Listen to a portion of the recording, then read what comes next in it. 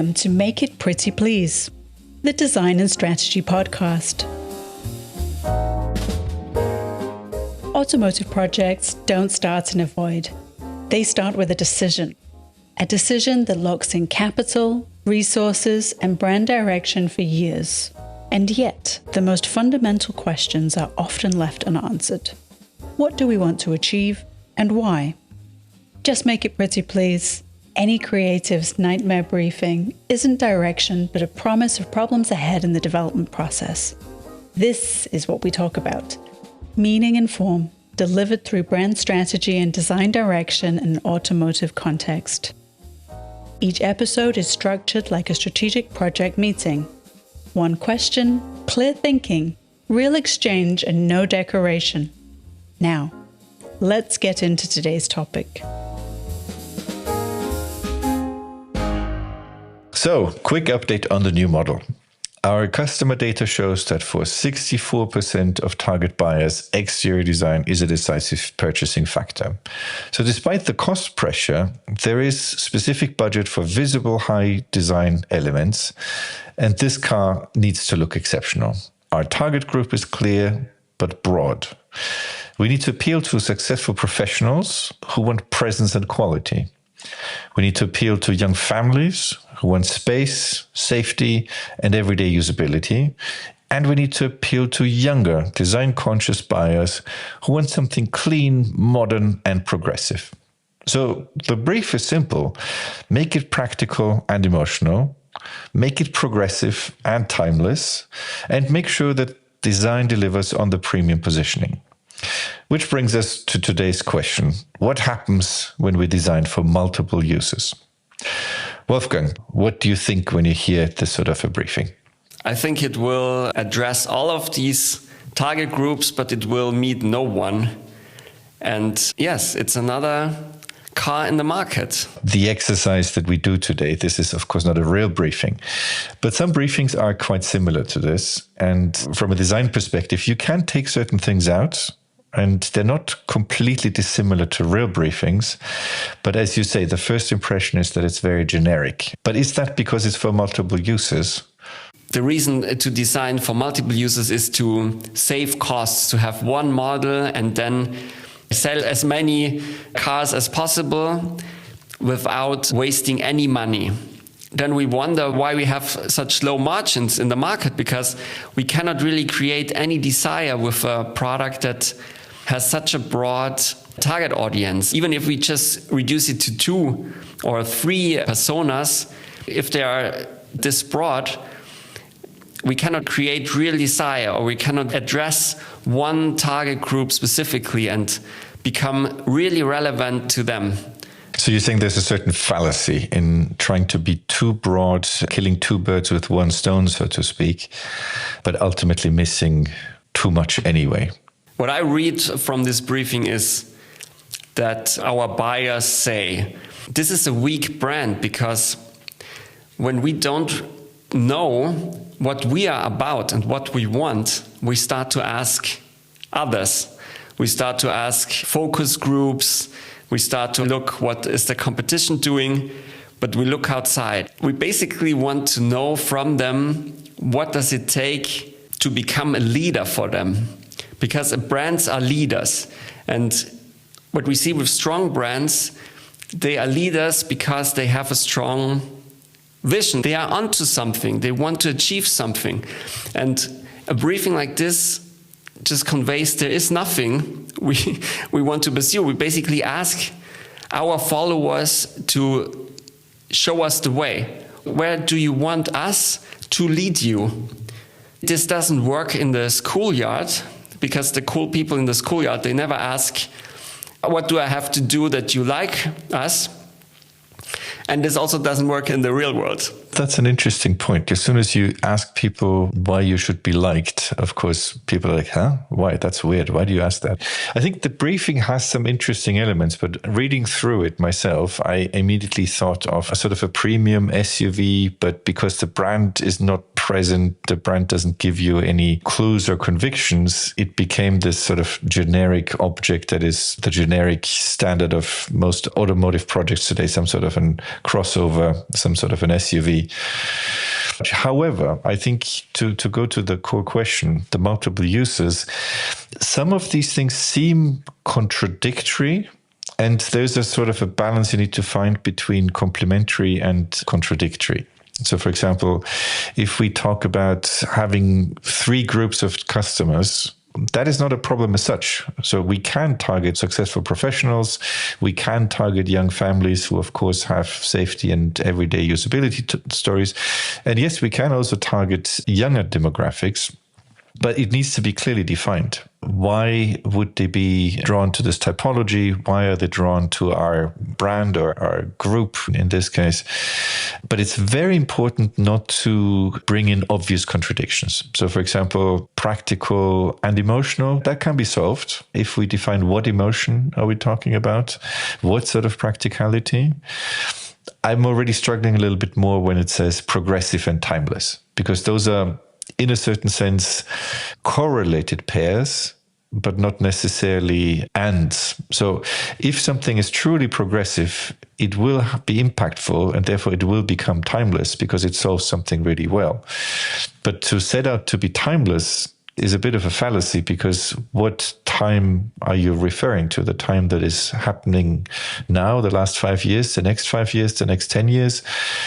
So progressive, yes. Needs work to define. Progressive to whom? Progressive in what sense? But it's too much of these contradictory pairs in a briefing that usually get you into trouble. It is on the one hand too specific, and on the other hand, these words are completely empty and meaningless. So everyone understands something different when it comes to progressive, timeless, and the like. And everyone has a picture in mind when they hear these words, but not necessarily the same understanding. And the longer I work in marketing, the more I struggle with target groups, to be honest, because I never met a target group. I've seen individuals that have their dreams or whatever needs they convey in words or emotions or whatever, but these target groups are just a box with features to think of. And because we cannot decide on one need specifically, we just call it a group, and then we put it all in this box and say this is the target group. It is a tool that can help to create some common denominator, but what would you do without this briefing? If you didn't have these words like timeless, progressive, what would you do differently? The first thing in my contrarian mind is to do the opposite. When it says, okay, it's successful professionals. Okay, so we're not targeting losers who are not employed. Okay, good. It's young families. Okay, so we're not targeting old singles. Okay, clear. You can get some clarity out of this, but that's very simplistic. I think that's not getting you very far. I agree with you on the problem of the words. There's only one word that is worse than progressive, and that word is dynamic, by the way. That's the nightmare briefing word for any designer, because... Make it pretty. Pretty and dynamic, those are the worst. Timeless often means don't do anything weird. And progressive means, oh, surprise us, but I don't know what sort of surprise we're expecting. So they're all weak words, I agree with you. So you need a lot of work into the maturity of the organization, the maturity of the brand teams, the marketing teams, the product people, the designers as well. Ideally, you have clever people really shaping this initial briefing and not out of thin air. So if I had heard that briefing, I probably would have thought, yeah, guys, product team, you forgot that we had the meeting this morning. You just invented that at 8:30 last night. Of course, nowadays, ChatGPT can do that in 5 minutes before the meeting. But it's that sort of unstructured briefing that could drive a designer quite crazy.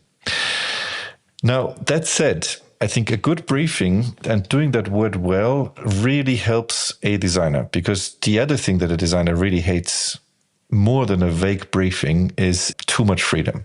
So constraints are in many ways a designer's friend, and knowing who you design for for many designers, not every designer, but for many designers, it really helps catalyze and stimulate the discussion. And in reviews, in the team, with your colleagues, with your boss, with the engineering guys, if you know who the target customer is, it really helps you imagine, go deep into the life of the person and develop features and strong ideas that then really convince entire organizations and ultimately hundreds of thousands of customers. I'm still thinking actually about the target group and what I said before, because I think it's still not enough. Today, it's not enough anymore to have someone in mind, because there are 10 other brands who have the same picture in mind, and there are designers going from one OEM to the other, bringing with them their target groups or their ideal customers, and it doesn't solve the problem of the brand. But I think that's the same problem we also face, let's say, in soccer or in cinema or in fashion. It's like the pool of talent is the same. You still need to win the game. You can recruit the best soccer players, the best fashion designers, but you still need to create that internal climate, that will to compete. And I think that's something that is often underestimated. You need to build really like people who fight for your brand, who invent that brand. That's the fun in it in many ways. What can you do as a creative manager, as a creative product planner, as a creative marketing person to make a difference? Because it is a market out there. It is a competition.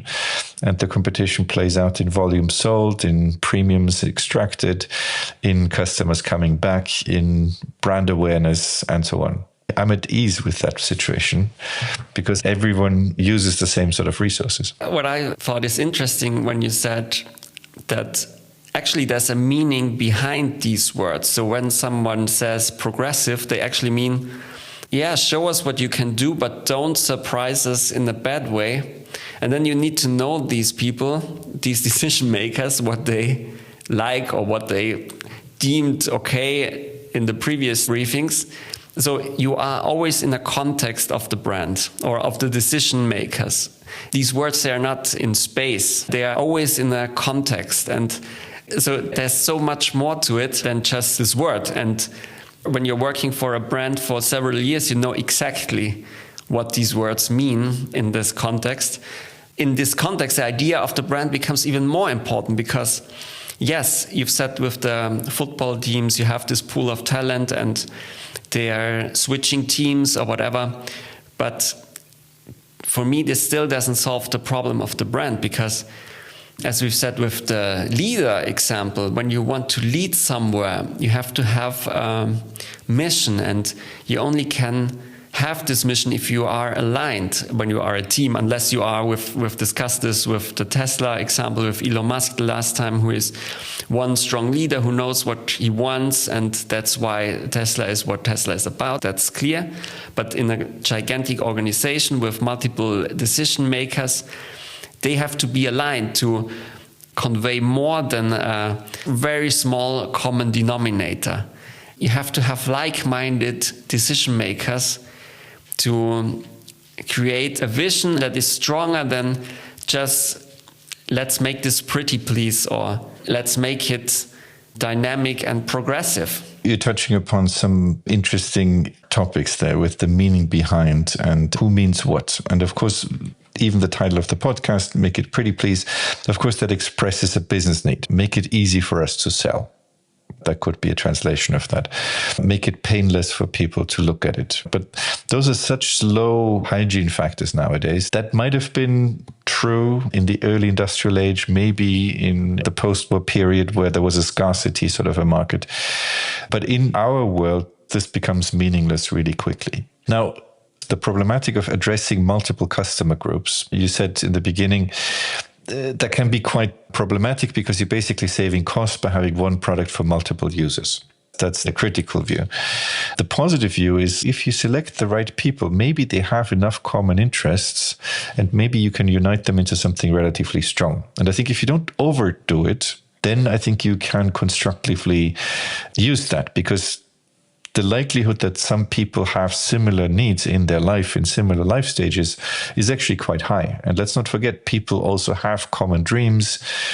People have similar needs at specific moments in their life. So that's per se not a bad thing. It's the quality of how well you do it. So what is the problem really of designing for multiple users?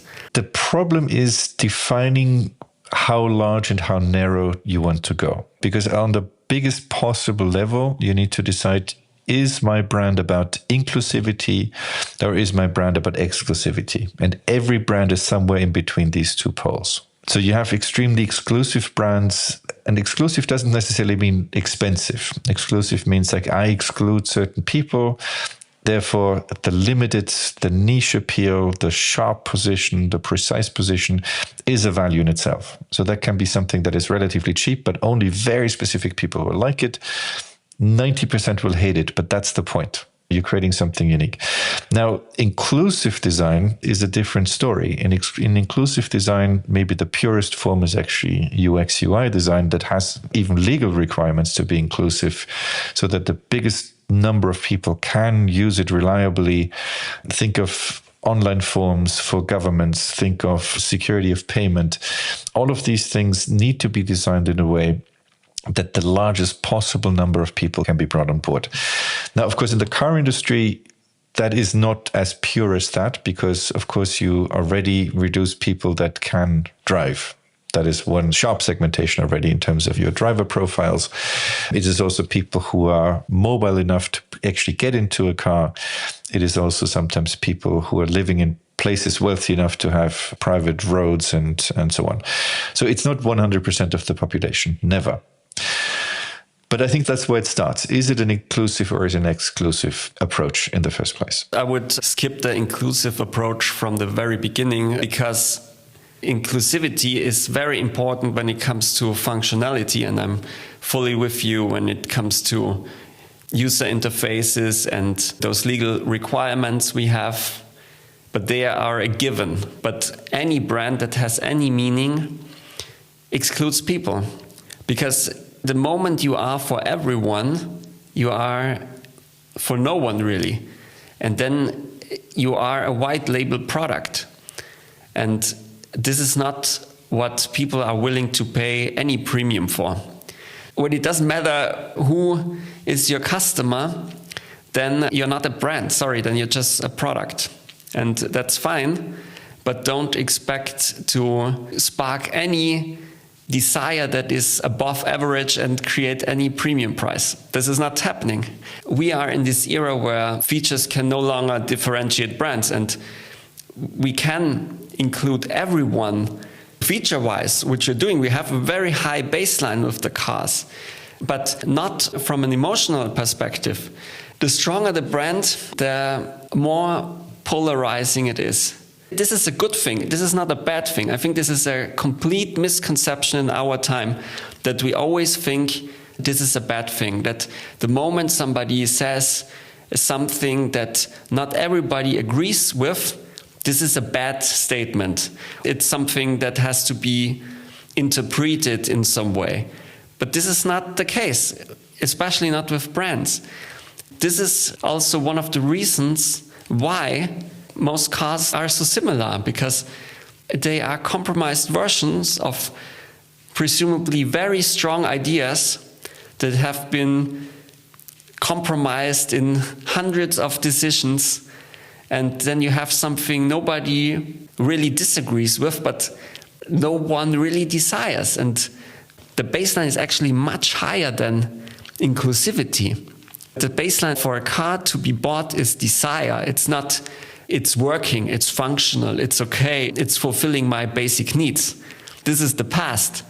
We're now talking about a much higher baseline, and you cannot achieve this baseline when you try to spark desire for multiple different target groups, whoever they are, by the way, if you don't have a clear picture in mind what you really want to achieve. And this brings me back to the schoolyard, really, because to me, brands are leaders, and strong brands know what they want, what they are doing. And this is why they spark this desire. This is why people want to follow them. This is why people want to buy their products. This is why people spend overnight in front of an Apple store and freeze outside all night to get the first iPhone. They are not comparing features with other phones and then saying, okay, I'm willing to pay 50 euros extra for this.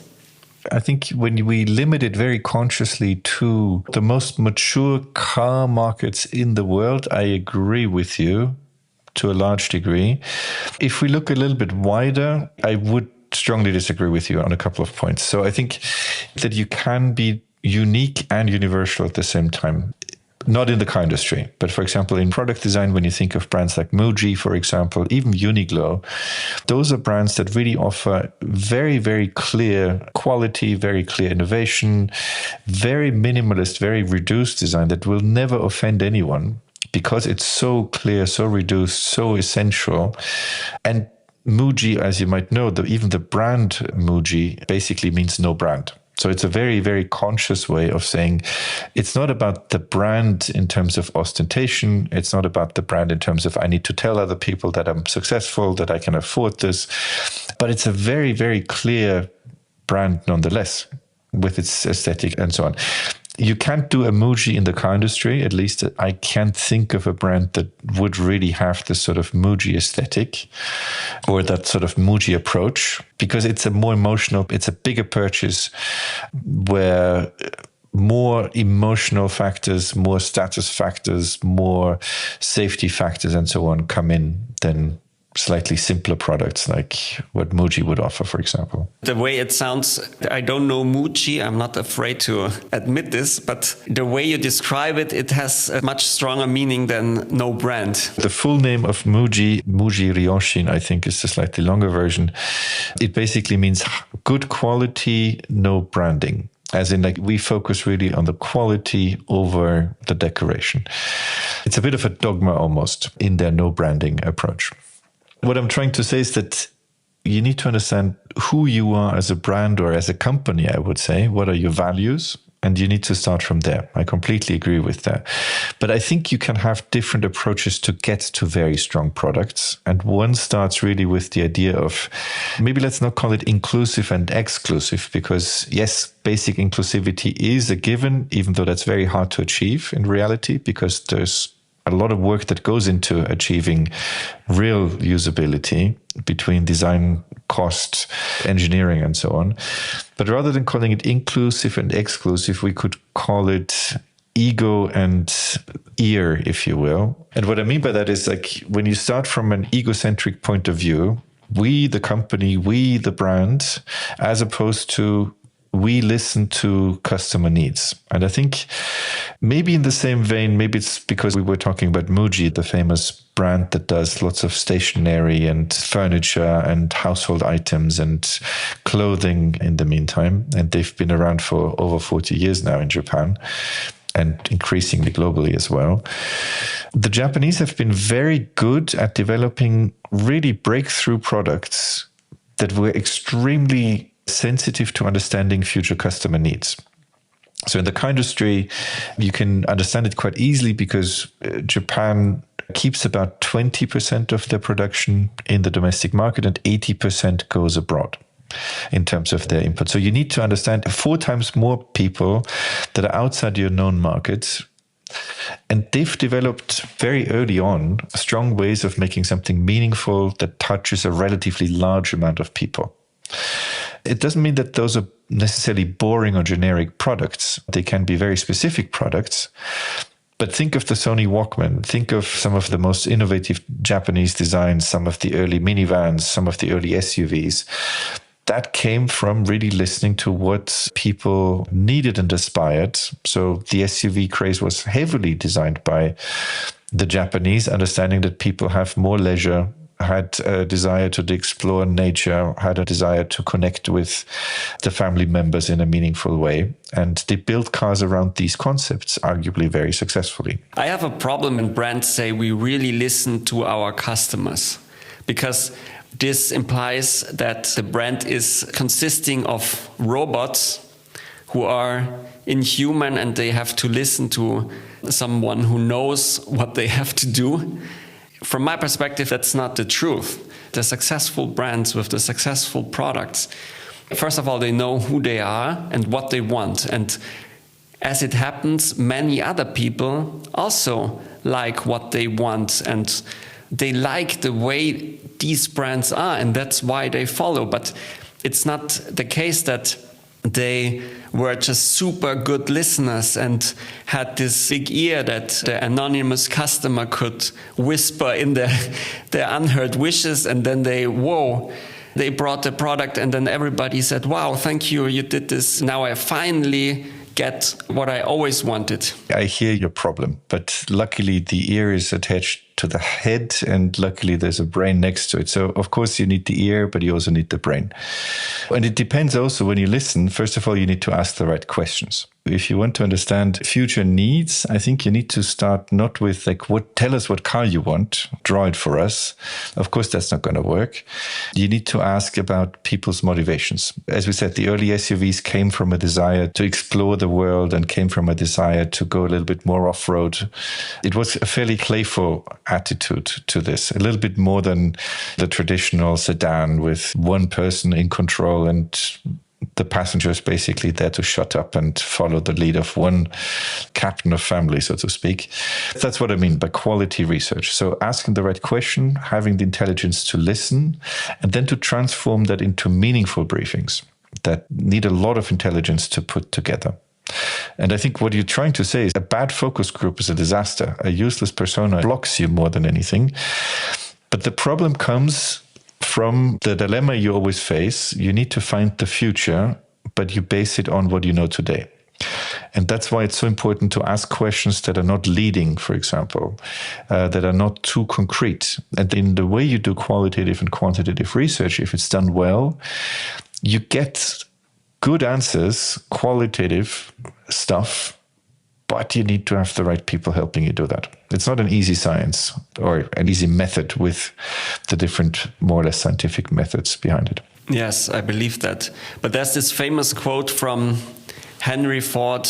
If I'd asked people what they wanted, they would have said a faster horse.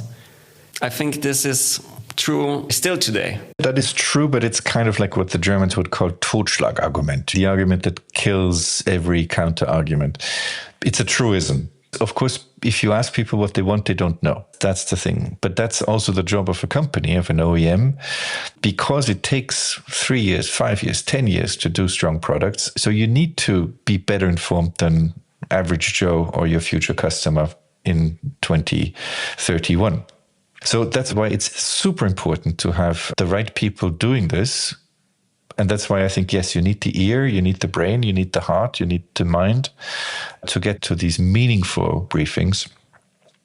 But to go back to this dilemma between ego and ear, certain brands can afford to be self-referential because they sell a story that works, that resonates, and then your problem is addressing additional customers or addressing the same customers, while brands that have less ego but more ear, they have an opportunity in becoming relevant to a larger audience by understanding future needs quite well.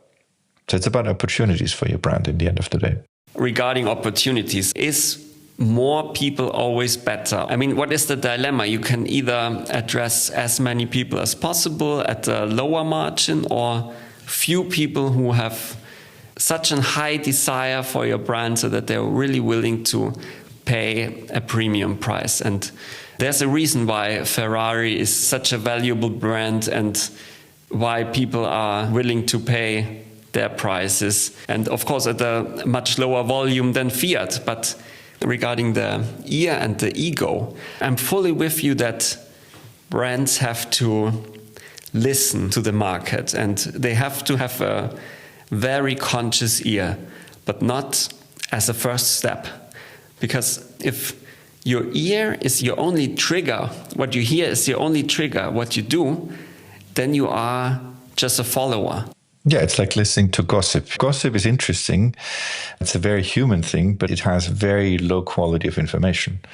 So you need to filter as a company. Do you know the old story of garbage in, garbage out? So if you don't get the right information in. But even if you get the right information, I mean, what is right? You just have feedback then. You're just delivering feedback to the market. And I think brands have to be much more than feedback. If they really want to play a role in people's life, they have to have momentum. They have to create something that is more than just feeding back, giving people what they said they wanted.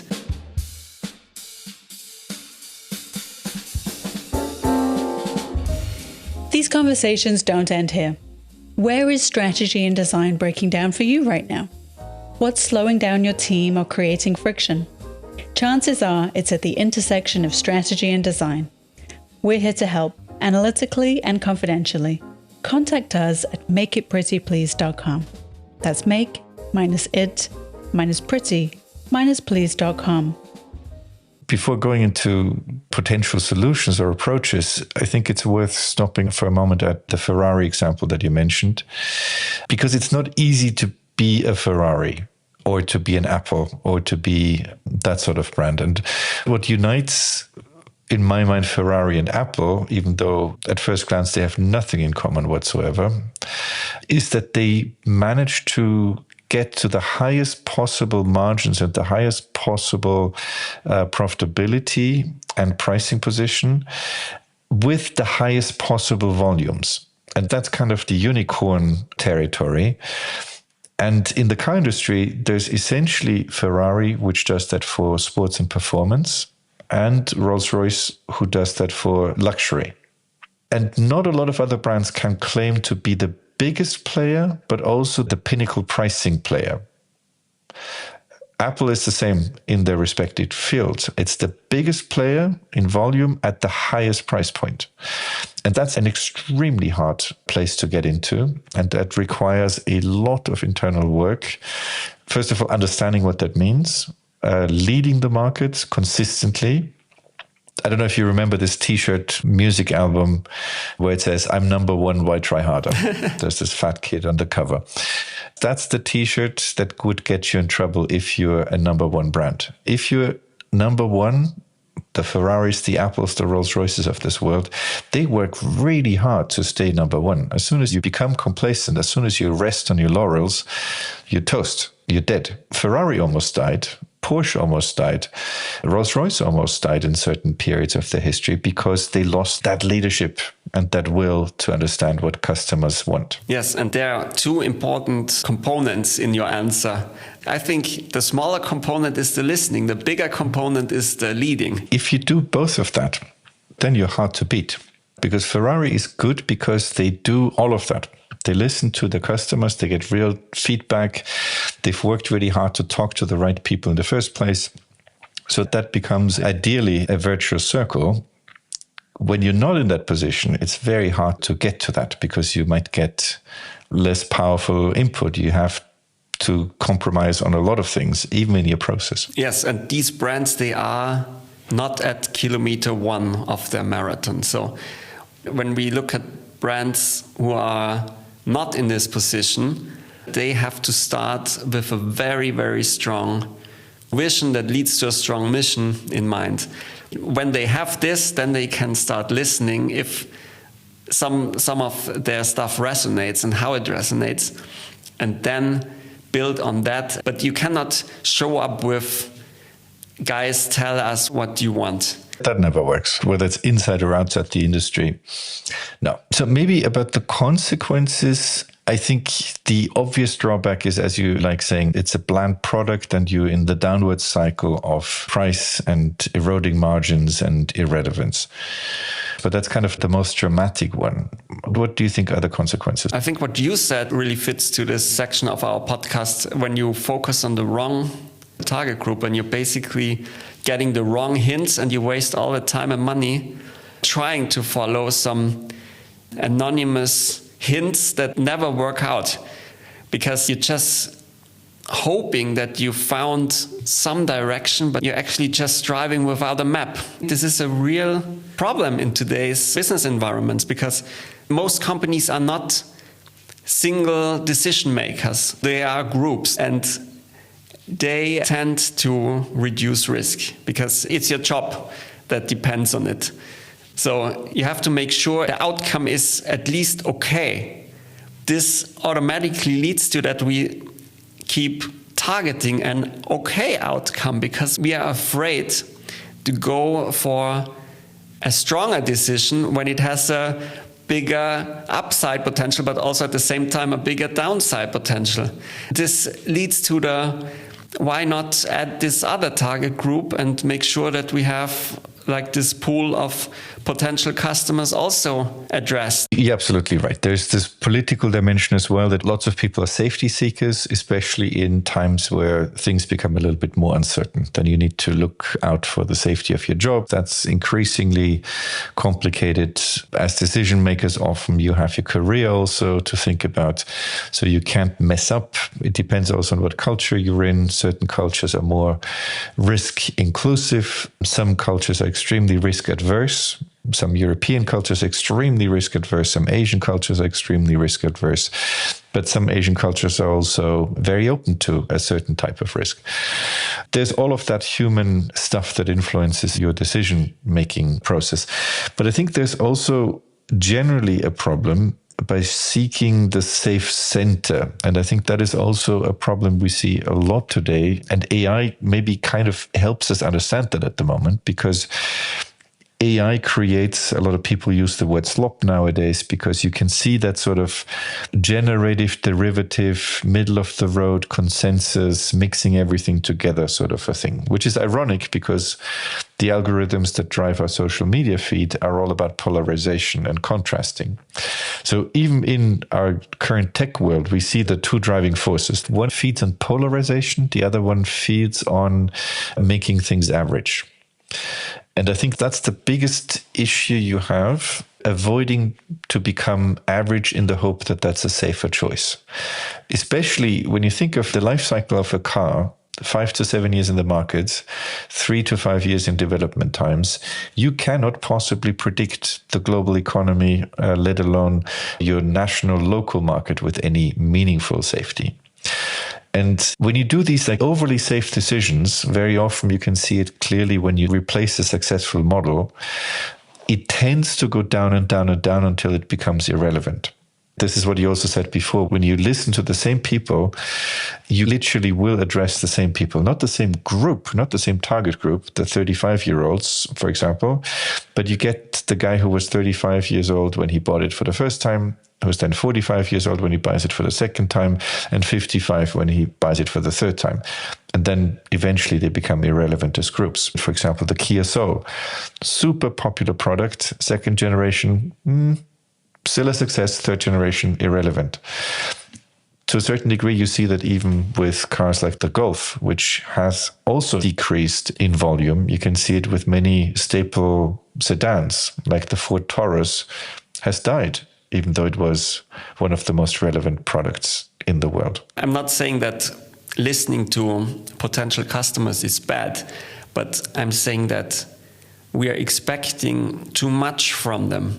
Basically, the brand puts its fate into the hands of their followers, or hopefully followers, and says, please lead us the way so that you can follow us. And this is not going to work out. And the brands have to be honest to themselves. You have to stand for something and you have to know who you are and what you want.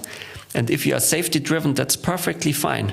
But then you have to be conscious of this, that you are safety driven and that you are in the market for this safety driven type of product, and that you're not saying we want to have something progressive and timeless and leading edge, but actually this is never going to work out in our brand, because the moment we see something that exceeds a certain expectation level, it's over. This is a clear example for when a brand loses credibility because it overreaches. You mentioned safety, so there's certain brands that are strongly associated with safety. So think of Volvo, for example. And every time Volvo in their history has tried to become too exclusive, too elegant, too sporty, it didn't work. You can go to many places as a brand, but there are limits to it because there are other priorities. So overly aspirational targets, that is a classic problem in a beginner's briefing when you overshoot what you can deliver as a brand or as an organization. When it comes to safety, being a brand that is connotated with safety doesn't mean that they can avoid making bold decisions. What I meant with safety-driven culture is we take the safe path, the safe option. Okay, I see. We might say we have this bold vision, but we are never going to do this. I see what you mean. So it's like the consensus culture where no one can make a strong statement for fear of being proven wrong and failure and all of that. And I think it goes back to the story of like the committees and the average of averages. They tend to be very corrosive to character for product design, for sure. What makes committees so horrible is the fact that nobody takes responsibility and nobody takes responsibility to decide. And you basically delegate your decisional power to people you ask, to an algorithm, to an Excel sheet, to a market analysis, because you don't have the balls, technical term, to decide. And decision making is super important in any development and in design and in the auto industry for sure. The longer I think about brands, the more it becomes apparent to me that brands can only stretch themselves in a way they already are. They cannot produce something else as they are. Brands have these ambitions. They say we want to be this great aspiring brand. But in reality, we will not take any risky decision. Then it's not going to happen. The brands are always mirror images of the people who decide within the brand. And if you have this committee who avoids any responsibility, then that's your brand. If you have this committee who are like-minded people who are willing to take the bets or who are really driven by something, I mean, it's not about willing to take risk, but who are really driven by something bigger and they are ready to walk the talk, then you get a great product. You're pointing to something interesting. I think it's not only always about like-minded and perfectly aligned people. Sometimes it's also the friction and the tension of ambitious people trying to do something interesting. And certain companies are quite good at creating that competition, creating that internal contrarian views because it forces everyone to step up their game. But that's a cultural thing, a company cultural thing that shapes, of course, what you do as a brand. Absolutely. They might not be like-minded, whatever we understand by like-minded now, but they have to have a real common understanding that they are willing to go all in or whatever it takes, even if it goes in slightly different directions. But they have a common understanding what is good or what should be done. Because we're talking about the consequences and the realities of this, I think it's also, besides the culture, besides the technicity, besides the human nature of protecting your position and so on, there's also the moment in time, as in if the market and global society feels confident, decisions are a little bit more confident. If a region goes into conflict, uncertainty, the decisions also reflect that.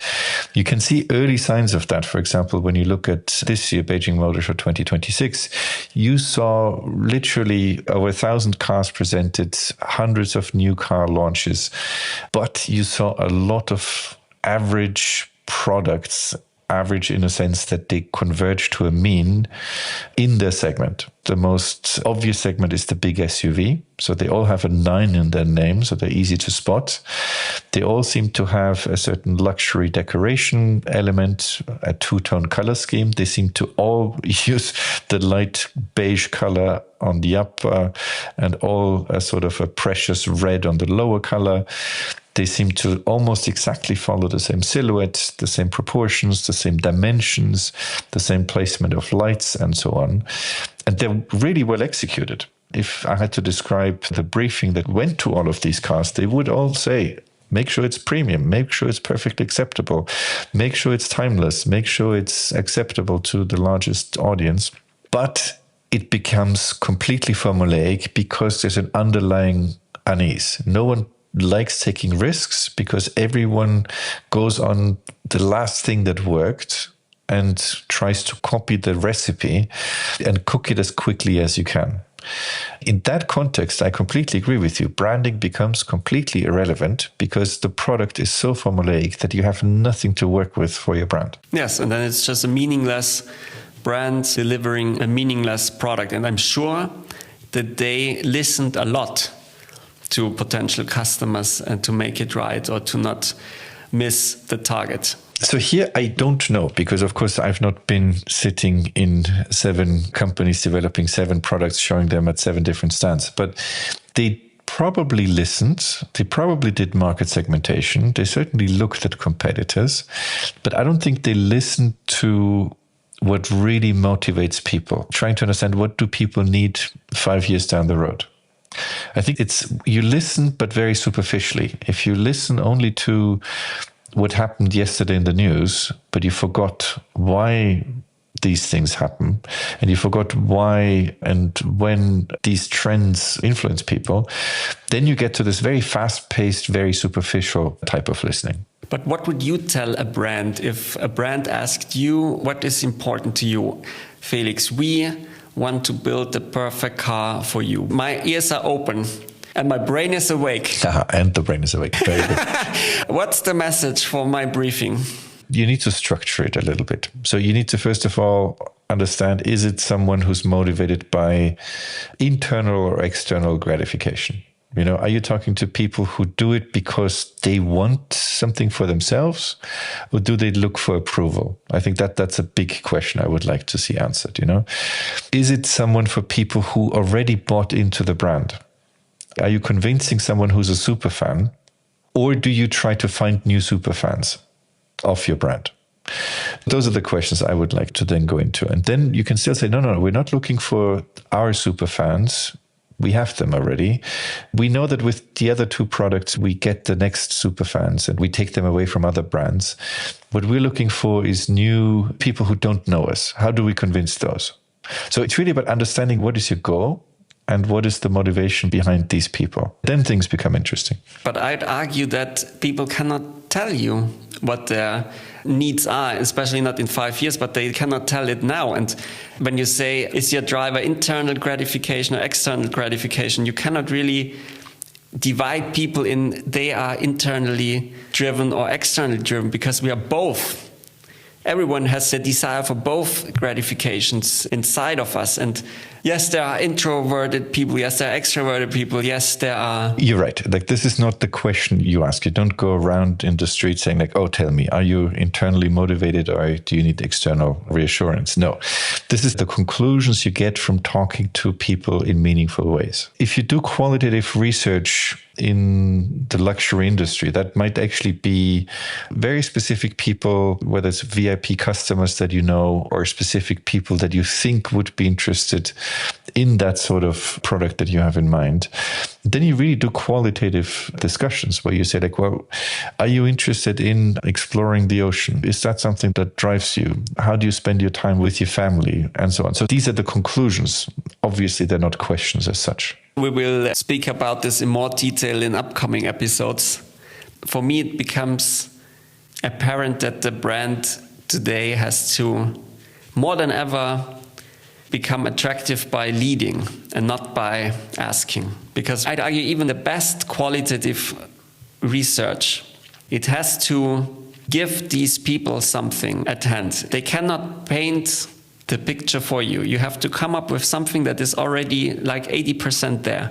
And these first 80%, they have to come from the brand, from my perspective. And these first 80%, you cannot invent them by committee, because then you have 80% of compromise. This has to be the right stuff. And this is scary because it's definitely not inclusive for 99.9%, but you have to be willing to go for it, to create, not to create, but to come close to creating greatness, because this is the beginning of it. And if there are decision makers who are not willing to take these decisions, they have to be clear that they cannot create such a brand or such a brand experience, because then they are in the safety bet market. And the safety bet is never the exceptional, desired brand. It's a good way of looking at it, because it's a little bit like the difference between qualitative and quantitative research. You need both, but you need them at the right time, at the right moment, for the right project. And I liked what you described as the first 80% when you test an idea. That, of course, needs to come from the brand. That needs to come from a small team, usually long before you get the big majority of your team, of your organization, your factories involved. That's always a very, very small group that then addresses it. It's almost an inverse ratio. So the clearer it becomes, the more people you can then involve, the more people you can ask more specific questions. And then you can go into doing, for example, research with customers. Are you willing to pay 80 euros for this feature or 120 euros for that feature? That's meaningful data, very quantitative. But it comes at a much, much later phase, when the first initial 80% of your idea, that comes from a tiny group of people with hopefully very clear ideas. Yes, and design has the incredible challenge to turn very small information, right? We are talking, so this is all conscious information. And then you create something that works on the unconscious level as well. So when you see a car, you see much more than meets the eye. You have the whole information coming at you on the conscious and unconscious level. Most of it you cannot even describe. And this is the core challenge of design, that in design you start with some conscious information, and then you have to create the whole thing, the whole conscious and unconscious part, and convey the right message, consciously and unconsciously. This is why I struggle so much with asking people, because they can say something consciously, and even if it's true what they are telling you, it's still like a fragment of information in riddles. So you have this hint and there's a hint, but you have to create the whole thing. As a brand, you have these people all with their conscious and unconscious feelings about something, and you have a much bigger pool of ideas and information and what's right and what's wrong. If you give up on this, then you have to be aware that you've basically given your decisions to fragments of information from strangers. I see what you mean. And I think you put it very well. This sort of the key challenge, but also the request when someone says, do something that is progressive and timeless. So that, of course, is a very silly choice of words, let's put it this way. But it expresses exactly that request to do something that makes sense of the whole experience, the whole expression. It's more than the sum of the parts, because you're basically expressing the soul, the essence of a product, and all the desires and aspirations and all the human qualities that you look at. And it's kind of, when you think of it as an alien landing on Earth, you're like, you guys are weird. You're looking at some metal and some plastic and some animal skin thrown together. And this means something to you other than getting from one point to another? You're crazy. But that's what cars are to people. And design has that strange talent to use some of the tools that we know from fine arts, from color, sculpture, sound, textile design, and transform something that is deeply technical and sometimes also deeply rational, and express some sort of character, some sort of soul, some sort of individual characteristic of an interior, of an exterior, and so on. So it is always both. You need to understand what you're trying to achieve, but a lot of it is making the right decisions with people that have strong opinions. And in the best possible case, you create something that is memorable. Now I want to see the UFOs of the aliens, how they are designed and what animal skins they have in their UFOs. The Pentagon has just released some documentation. So, Wolfgang, that's the next episode, I can tell you. Now, looking back over these thoughts, What are the most important insights? What key points can we take away from today's encounter? For me, the key takeaway in this discussion is that, of course, you can't design for everybody without knowing what you're doing. So you need to have a good ear and a good brain and a good hand. You need all the organs of your body. And I think you need to really have your radar turned on to identify the safety bias, to identify the contradictions, to identify the overreach for a brand, for a product. So you need actually to cut a lot of the bad, average, meaningless, retrospective stuff out, because it's a dynamic process. You need to face forward. You need to solve problems that people don't yet know that they have. From my perspective, you first and foremost need a heart that keeps you alive, or that gives you life and drive and momentum for something. And along the way, you can start thinking and listening what's happening around you. But without this intrinsic desire, without this heart, it's just another product in a completely saturated market. And you can create as many love brands as you like. Without a heart, they are just advertising. Yes, that's actually a terrible place to stop, but you're absolutely right. Because if the product is so weak that advertising and marketing needs to work so hard, then we're exactly where we were in the beginning. You really do something meaningless, and you can only use marketing and communication for it. That makes the job for the communications team horribly hard as well, because they have no story to tell. They have no soul to work with. They have no heart that beats somewhere. Yes, help the poor guys from marketing and communications. That's the goal. Of course, I don't want to help the communications people. Never. Is there something you want to talk about? Now or never? No, these are the fun stories, because the fun thing is when you work in the car industry for a little while, you realize the motivations behind and the different goals that you have. So everyone usually fights for something very meaningful and something absolutely correct. But in design, and I think also in product planning by extension, and in decision making, you need to always look at the big picture. And that's a tricky thing for something as complicated as cars. For me personally, it's wonderful when you work with people who have deep insights into markets, deep insights into psychology, deep insights into what constitutes something desirable. Then it's a real joy to challenge it from a design point of view, motivate a team to create something outstanding. The better your data, the better the people you work with, the better the design becomes. I'd probably add to what I've said before, that it's always easy to say, make bold decisions or be willing to take the risk. But car is such an emotional product, and it has such an incredible potential to really become part of people's dreams. And we have to always keep that in mind when we say things like that.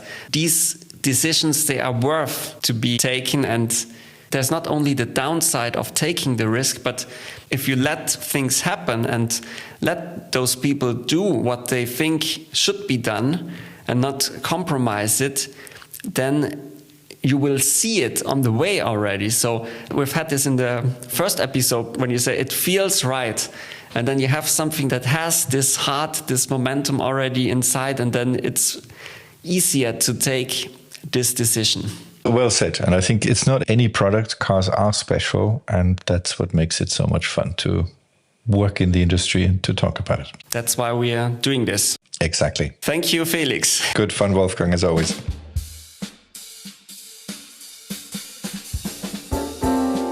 That's it for today's episode. If you like what you heard, hey, spread the word and share it with others. You can find us on LinkedIn, on your favorite podcast channels, or on makeitprettyplease.com. That's make-it-pretty-please.com. Until next time.